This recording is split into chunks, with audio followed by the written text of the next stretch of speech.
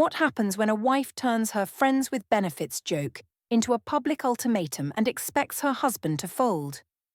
How far can you push a quiet man before he stops arguing and starts preparing? Can you still call him controlling when the only time he raises his voice is through legal papers handed to you in front of everyone? My name is Leora Sen, and I still think that night on the rooftop was not a big deal. It was just after work, the air was soft and a little cold, and the city lights looked like a cheap movie. Ryan stood close on my left, Thomas on my right, and I felt like the centre of a small, bright universe. I liked that feeling. I told myself I deserved it because my days were full of emails, calls, and laundry. Callan sat at the edge of the high table, one hand around his drink, the other resting on his knee, watching us more than he joined the jokes. I decided his quiet meant he was closed off, not that he was trying. It is easier to blame someone when you want to feel free. We all squeezed together for a group photo, and Rian slid his arm around my waist. I leaned into him on purpose, even though there was space on the other side. Thomas made some comment about how I was spoiled, always having 2 or 3 guys ready to walk me to my car. Everyone laughed, and I saw Callan's jaw move just a little. He asked if I really needed to sit that close, his voice calm but tight. I said he was reading into nothing, and I smiled at the others like he was being silly. The table loved it. The tiny flash of humiliation on his face only made them laugh more, and their laughter felt like applause for me. The drinks kept coming, and the music from the speakers got louder. At some point, Thomas said I had the best setup because I had a whole team of male friends on call. I said they were my FWB, my friends with boundaries, and I stretched the words out so everyone could hear. They shouted and clapped, and someone asked if my husband was okay with that. I said Callan trusted me and that some men were not insecure, unlike others they might know. I put my hand on his shoulder when I said it, like I was praising him, but I could feel how stiff he was under my fingers. It did not matter to me then. I wanted to be seen as the cool wife, not the careful one. When we finally left the bar and stepped into the elevator, the mood felt different. The doors closed, and the music from upstairs faded. Callan stood beside me, not touching me, even though the space was tight. A soft chime came from his phone, and the screen lit up with a reminder that said, "Downtown 8:40 a.m." I asked what that was because I had not heard about any plan. He said it was just an appointment, nothing important. I told him he was dramatic for setting reminders for boring errands, and asked if he needed a calendar to remember to breathe too. The other people in the elevator laughed, and he gave a small, tight smile. He did not explain more, and I took that as proof that he was overreacting about everything tonight. Later, on our apartment sofa, the room felt smaller, even though nothing had moved. I kicked off my heels and scrolled through the photos, picking the ones where I looked the best. Ryan had already sent me a few from his phone, and in every one his arm sat comfortably around me. Callan said he felt uncomfortable seeing another man's hand on my lower back for half the night. I said he was turning a friendly night into a crime scene. I reminded him that I had always had male friends, and that if he could not handle that, it was his limitation, not my sin. He said he wished I would think about how it looked to other people. I said other people were not our judge, then posted a story right away. When I went to the bedroom to change, I unclasped my wedding ring and held it between my fingers. The skin under it was a little pale and tight. On impulse, I slipped it onto a thin chain I sometimes wore and let it fall between my collarbones. When I came back, Callan looked at it for a second and asked if something was wrong. I said I wanted to update my style and that he should relax because it was still on my body. I did not say I liked how it made me feel more single and more mysterious. I told myself it was just jewelry and only jealous people gave meaning to tiny details like that. On my phone, I made a group chat for a girls' night on Friday, and then I added Ryan and Thomas to it anyway. I told my sister Sylvie that it was mostly the girls, but that the boys might join later for drinks. She sent a string of laughing faces and said Callan would flip when he saw the photos. That idea made me smile. When I told Callan about the girls' night, he asked why my girls had men's names. I said he was overthinking and that mixed groups were normal, and he asked what time I would be home. I said I did not know and that adults do not have curfews. His silence annoyed me more than any comment could have. That evening, I changed my phone password while I was in the bathroom, just to stop him from picking it up and scrolling by accident, which he did not actually do. When he asked why the phone suddenly needed his face again, I said there had been a security update at work and they wanted stronger locks. I said if he trusted me, he would not care, and I threw the work policy in his face as proof. It felt good to win that tiny point, even though nothing real was at stake. I think now that I was just building a wall for no reason but pride. We were on the sofa again, a show playing that neither of us was really watching, when my screen lit up. A message preview from Rian slid across the top. Can't wait till it's just us again. Callan's eyes moved from the glowing words to the ring on my chain, and then to my face. I tilted the phone away and said it was just a meme, just a joke, just nothing, and I told myself he was crazy for looking so hurt. By Monday morning, I had already decided the rooftop night was chapter 1 of a new phase, not a mistake. At breakfast, Callan's alarm went off a little earlier than usual, and he moved around the kitchen with that quiet, careful way he had. I remembered the reminder from his phone in the elevator, the one that said downtown 8:40 a.m. He confirmed he had an appointment in town, and he said it was a personal errand. I asked if it was anything I needed to know about, and he said it was nothing big, just something he had to check. I told him he liked to make boring things sound serious, and I laughed like he was the one being dramatic. At the office, I enjoyed the way my co-workers looked at me. Some of them had seen my stories from the rooftop and they asked how my weekend had been. I said it had been fun and busy, and I mentioned that my boys took good care of me. Ryan turned his chair toward me with that easy grin, and he showed me a photo of us from that night. In the picture, his arm was tight around my waist, and my head leaned on his shoulder. I said it was a good angle for me, and I did not care how it looked for anyone else. A woman from another team walked by and raised her eyebrows. She said it looked like I had a second husband at work, and I said Rian was my work husband, and that my real husband understood. I did not look at the tiny doubt on her face when I said it. In the company kitchen, the smell of coffee and toast made everything feel normal. A co-worker waited next to me at the machine and said she had seen my late-night story with Ryan and Tomas at the rooftop. She asked if Callan was fine with me coming home that late. I said he knew who I was before he married me and that I had always been social. I said he trusted me, and if he could not handle my life, that would be his limitation, not mine. She nodded, but her smile looked polite, not real. I told myself some people were jealous of women who had fun. Ryan came into the kitchen and brushed his hand lightly against my back as he reached for a mug. It was such a small touch that anyone could call it nothing, and that made it feel even more thrilling. He asked how I was feeling after the weekend, and I said I was tired in a good way. He said we made a good team and that it was nice to have someone who understood his jokes.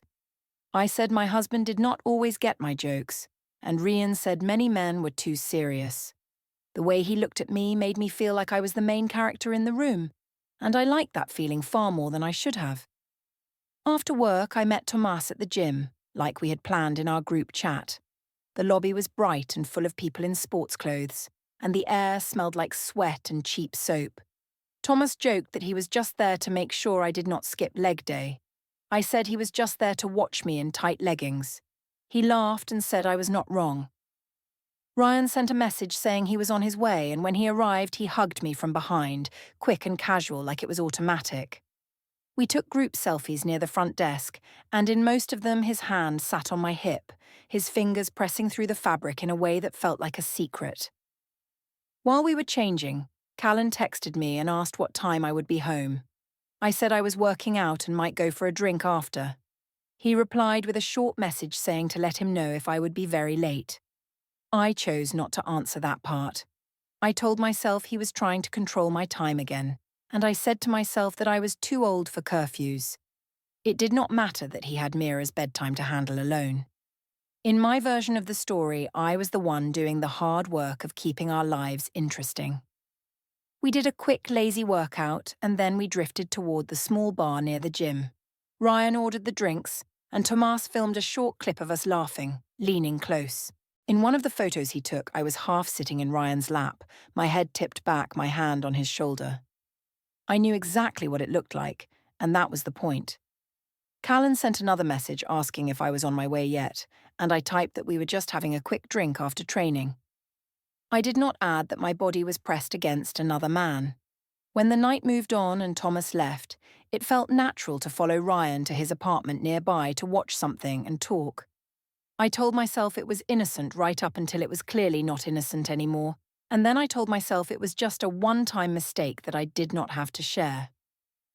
The next morning I woke up at home, showered, and tried not to think about how far I had gone.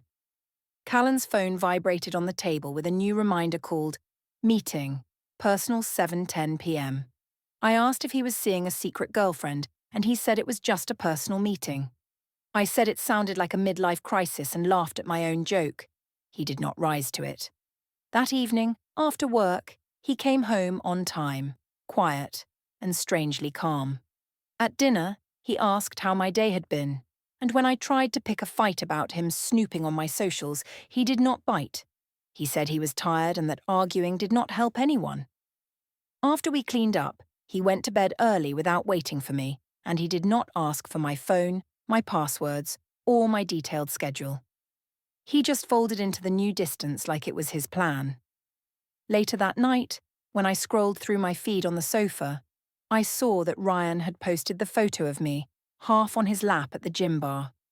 He had tagged me, and a co-worker had commented that we looked like a power couple. I noticed that Callan's sister had liked the post without saying anything. Callan was in the kitchen, setting his mug alone on the opposite counter, moving around me instead of with me. He said he was going to bed, and he did not wait to see if I followed. I saved the screenshot like it was a trophy, and I told myself that if he got upset, it would only prove my point about his jealousy. By the time Gregor's birthday dinner came around, I had decided I was done feeling guilty. In my head, I was the one trying to have a full life, and Callan was the one pulling away.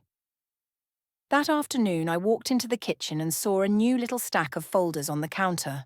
One was labelled Household, one Auto, one Bank, and a thin binder marked Utilities looked thicker than usual. The wall planner had a red circle around Friday, with a small note in his neat writing that said, Downtown 3:15 p.m. I asked if he was starting a second job as a clerk, and he said he just liked having things organised. I rolled my eyes and told him he was sucking the fun out of his own life. He did not argue, he just put the folders in a drawer and shut it gently. When I reminded him about Gregor's dinner that night, he nodded and said he remembered. I told him Ryan might stop by because Sylvie had invited him. Callan paused for a second and then said, I could invite whoever I wanted. It was my family. I said that was the first relaxed thing he had said in weeks, and I claimed it as a win. Inside, a small part of me noticed that his tone was too even, like someone reading a script, but I pushed that thought away quickly. It did not fit the picture where I was the one being oppressed. The restaurant was crowded and noisy, with long tables and cheap decorations.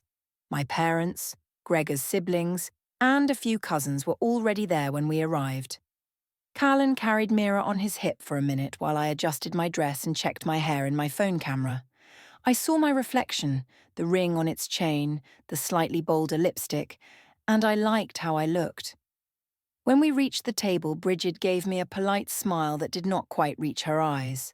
I told myself she had always been like that. Helena waved at us and asked if Ryan was coming soon. She said she liked his energy and that he made the group more lively. I felt proud of that. Ryan came in a little late with that soft half smile that made people lean in. Sylvie followed him, already laughing at something he had said. He greeted the table, clapped Gregor on the shoulder and slid into the seat next to me with easy confidence. Callan took the chair across from us between Bridget and Mira. It looked like a normal family dinner if you did not look closely. I made sure people had to look closely. I touched Rian's arm when I talked, leaned across him to reach dishes I could have asked someone to pass, and let my knee rest against his under the table. When our legs brushed, he did not pull away. After a while, one of Gregor's cousins made a joke about my fan club, and everyone looked at me, Ryan, and even the empty chair Thomas had not used. The cousin said it must be nice to have a backup husband at every event. I laughed and said I did not need a backup. I had an entire FWB team. I said they were my friends with benefits, and I stretched the words out, then added that the benefits were rides, jokes, and good nights out. People laughed, some louder than others. I saw Bridget flinch a little, but I ignored that. Laughter was proof that I was right. Someone asked, louder now, if Callan was really okay with his wife having friends with benefits. The table went quiet for a second, like everyone was waiting. I felt the eyes on me and loved the attention. I said he had two choices, and I smiled when I said it. I told them he could accept my friendships as they are, with my boys and my late nights and my banter, or I could file for divorce and we could all be honest about who we really were. I added that there would be no hard feelings, just a clean cut. A few people laughed in shock and someone let out a low whistle. I raised my glass like it was a toast to modern love. Callan looked like someone had dropped cold water on him. His jaw tightened, but he did not raise his voice, did not slam anything, did not cause a scene. He just watched me for a long second, then took a careful sip of his drink. Bridget turned to me and said that was not a kind thing to say, especially in front of family. I told her this was not the old days and that her son did not own me. I said she just wanted a quiet daughter-in-law who stayed home and baked. She pressed her lips together and looked like she wanted to answer, but Gregor cut in and tried to lighten the mood with a joke about everyone needing dessert. Even with the food coming out, the tension stayed. Sylvie leaned over and whispered that I was iconic and that the video was going to be amazing. I asked what video, and she said she had filmed my little "accept it or I divorce him" speech. She said people online would eat it up. I told her to tag me, and I laughed like none of it mattered. Ryan did not laugh as hard, and for a moment his hand tightened around his fork. I thought he was just surprised that I had said it so plainly, and I felt a twisted pride in that. When the meal ended, the check came in a black folder and sat in the middle of the table. Callan reached for his wallet and quietly paid his part without looking at me. I watched him, waiting for a comment, for a plea, for anything I could use to prove he was controlling. He simply said we could go when I was ready. I said I might stay a little longer with Ryan and Sylvie, maybe head up to the rooftop bar if people felt like it. He nodded, stood up, and helped Mira with her jacket. Bridget rose too, her face tight with worry. As he pushed his chair back, Sylvie lifted her phone with a grin and told everyone to raise their glasses for a divorce options toast. She pointed the camera at me and Rian, and I threw my arm around his shoulders like it was all a joke. On the screen, I saw Callan's back as he walked away from the table, his shoulders straight, not turning around even once. The next weekend, I took Mira to the neighborhood park because I thought a normal afternoon would smooth everything over. The sky was clear and bright, and the ground still held a little dampness from an earlier rain. Children ran in circles around the swings, and parents stood in small clusters with coffee cups and tired eyes. I sat on a bench, phone in hand, scrolling through comments on Sylvie's post of my "accept it or I'll divorce him" toast. Most of them called me bold and honest, and I clung to those words like proof that I was right. A few asked if my husband was okay, and I decided those ones were bitter people who did not understand modern marriage. Mira played on the slide for a while, then drifted toward the swings. I watched her with one eye while answering a new message from Ryan. He asked if I was free later for a quick drink, and I said I would see how things were at home. He said he missed talking without eyes on us. I told him Callan barely looked at me these days, so the eyes were not really a problem. I said it as a joke, but the words sat heavy even as I hit send. When I glanced up, I saw Mira standing still near the sandbox, watching a boy and girl arguing about a toy. Her little brow furrowed, the way Callan's did when he was thinking. She came over and climbed onto the bench beside me, knees dusty, hair coming out of its braid. She asked why Dad slept in the other room now. Her voice was soft, but the question landed hard. I told her dad needed space because work was stressful, and that sometimes grown-ups slept in different rooms so they did not wake each other up. She looked at me for a second, and then asked if we were going to get two houses like Noah's parents. I laughed too quickly and said that Noah's parents were different and that her dad was just being dramatic about my friends. I said sometimes dads had trouble with moms having a lot of friends. She seemed to accept it on the surface, but her eyes still looked older than they should. That night, the apartment felt too quiet. Callan put Mira to bed and stayed in her room longer than usual, reading and listening to her small questions. I stayed in the living room with my phone, half watching a show, half waiting for a fight that did not come. When he finally walked down the hallway toward the guest room, I heard his voice in a low tone through the mostly closed door. I moved closer and saw the faint line of light at the floor. His words were too soft to catch fully, but I recognized the serious way he spoke when something really mattered to him. When I checked the screen later, I saw a call listed as private and a message thread named follow-up near the top of his list. I asked him who Private was when he came out to get water, and he said it was a personal matter. I said only people planning a secret life used threads like follow-up with mystery numbers. He said not everything was about me, and that some things were simply things he needed to do.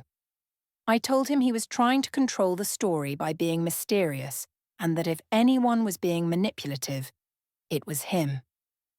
He did not reply. He just turned his phone face down on the counter and went back to the guest room. The silence felt like a wall I could not climb, so I told myself I did not need to. Over the next week, his pattern changed even more. When I invited him to drinks with my friends, including Rian and Thomas, he said he was busy or tired. When there was a small get-together at Sylvie's place, he said he needed to catch up on tasks and that he had already promised to take Mira to Bridget's. I said he was avoiding being seen with me, that he was trying to make me look abandoned, but he just said he was choosing where he spent his time. He stopped engaging with gossip about me and Ryan. If someone from family hinted at it, he shut it down with a short answer and changed the subject.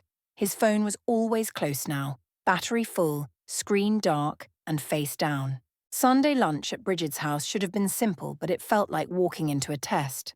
The dining room smelled like roast meat and herbs, and the table was set in her neat, old-fashioned way. Callan and Mira arrived before me because I stayed back to finish a message with Rian. When I walked in, Mira ran up and hugged me, then went back to sit between her grandma and her dad. Bridget watched me take my seat and then placed the serving dish down with slow care. During the meal, she asked me, in a calm voice, if I wanted to stay married. The table went quiet for a moment. I said of course I did, but I wanted a husband who supported my social life and did not act like a security guard. I said he sulked and punished me with silence instead of talking like an adult. Bridget said respect had to go both ways and that making jokes about divorce and friends with benefits in public was not respectful. I said she wanted a quiet little wife who stayed home and baked, and that her son had married the wrong woman if that was the dream. Gregor looked at Callan and finally asked him if he was okay. Callan said he was handling things and that he appreciated the concern. The way he said handling made me a little uneasy, but again, I pushed that feeling away. Later, at the supermarket, I ran into a neighbour while I was in the checkout line. She smiled and said she had seen me at the mall last week, walking arm in arm with a man she did not recognise. She said she assumed I had divorced because I looked very close and happy with him. I laughed too loudly and said it was just my friend Rian, and that Callan was old-fashioned about friendships but would get used to it. The neighbour's smile shifted, and she nodded in that careful way people do when they see more than you want them to. The word divorce hung in the air between us like a word from the future I was not ready to face. On the drive home, Mira sat in the back humming to herself, holding a small toy. The sky outside was turning a pale gold as the sun lowered. She leaned forward in her seat and asked again if we were going to have two houses like Noah, because her friend said that sometimes when parents slept in different rooms, that was what happened next. Before I could answer, Callan's phone lit up on the console with another incoming call marked private. He glanced at it, let it ring, and kept his eyes on the road while my reply to our daughter stuck in my throat. The guest room used to be a mess of old boxes and spare blankets, but one evening I walked past and saw the door half open and the light on. I pushed it the rest of the way and stopped. Callan had turned the space into something that looked like a small office. His clothes were folded in neat stacks on the bed, not mixed with mine, and on the desk he had arranged piles of paper in straight lines. The top sheets had simple labels in his careful handwriting: home, auto, bank. There was a manila folder marked taxes, and under its flap I saw the edge of a small USB stick taped to the cardboard. I asked what he was doing, trying to laugh, and said it looked like he was building a secret bunker. He said he liked having his things in one place where they were easy to find. I told him no one needed that many piles unless they were trying to control everything. He said order made him feel calmer, and he added that it helped when people forgot details.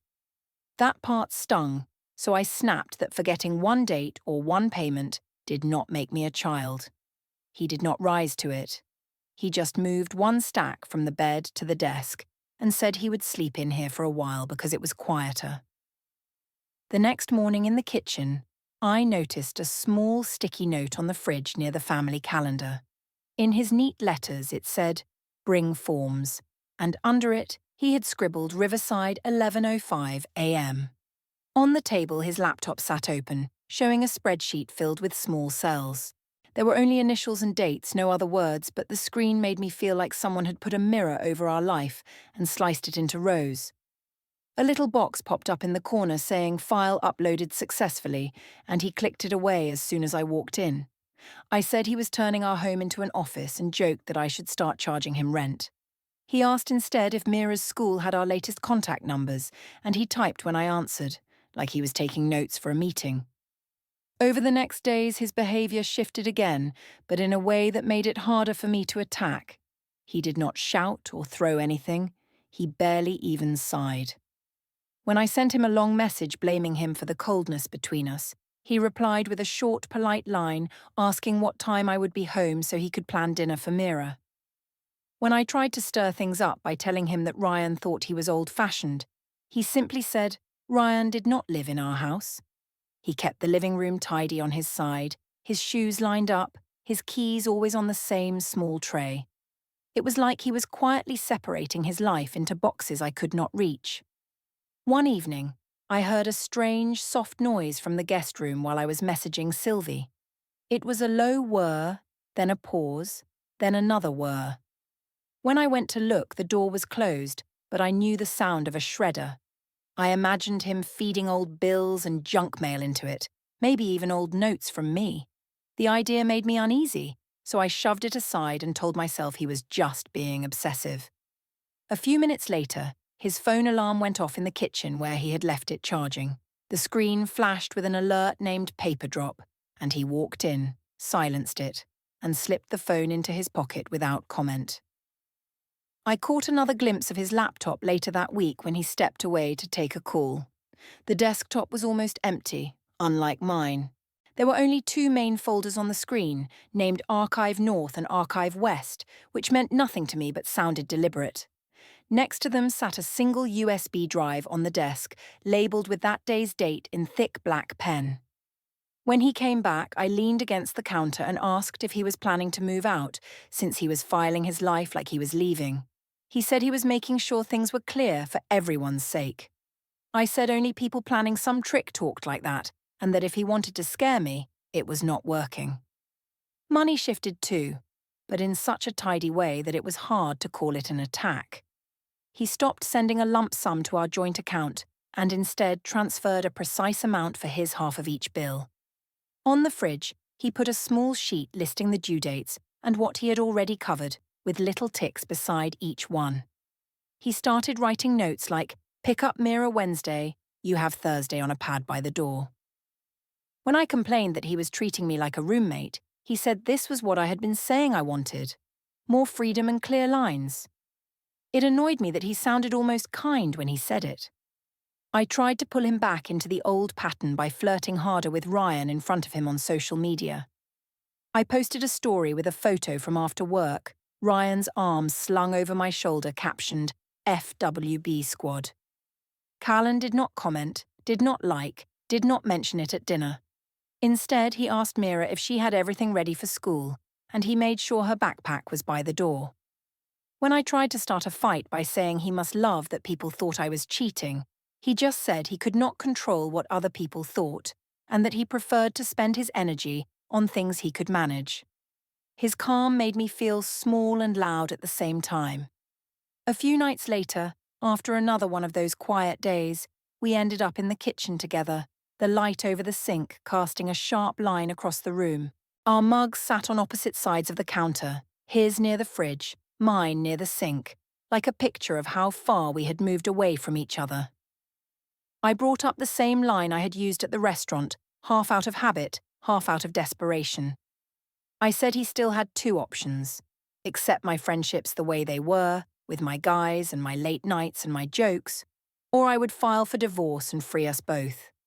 I expected him to react, to crack, to plead. He looked at me for a long moment, eyes steady, his face set, but not cruel. He said he would not argue with me about my friends anymore, and that he was done responding to ultimatums spoken like jokes. He said he would not shout, beg, or threaten. Then he added that he would handle things properly from now on. The word properly sank into the air between us, heavier than any insult. As he spoke, his phone on the counter lit again with the same small alarm labelled paper drop, its vibration humming softly against the stone. The morning I finally understood what properly meant started like any other. I took a mirror selfie in the hallway, my ring on its chain, my lips a little too red for a normal workday. I posted it with a caption about FWB Friday and wrote that my life was my rules. Helena sent a message saying I should be ready to walk first, before Callan scared me with his coldness. I told her he would never actually leave, and I believed it enough to smile at my own reflection. When I reached the office tower parking garage, I saw Callan's car already there, parked close to the exit. A small chill ran up my spine, but I told myself he had an errand nearby. Ryan texted that he was waiting in the lobby with coffee and a stupid joke about me being his favourite bad influence. I straightened my jacket, fixed my hair, and walked toward the glass doors like I owned the morning. The lobby was busy, full of people and noise. Ryan handed me the coffee and teased me about my caption. I laughed loud and told him Callan was too scared to actually act, that I would be the one to pull the plug when I felt like it. Then I saw Callan near the security desk, holding a slim folder, his face calm, almost blank. A stranger in a neat suit stepped in front of me and said my full name.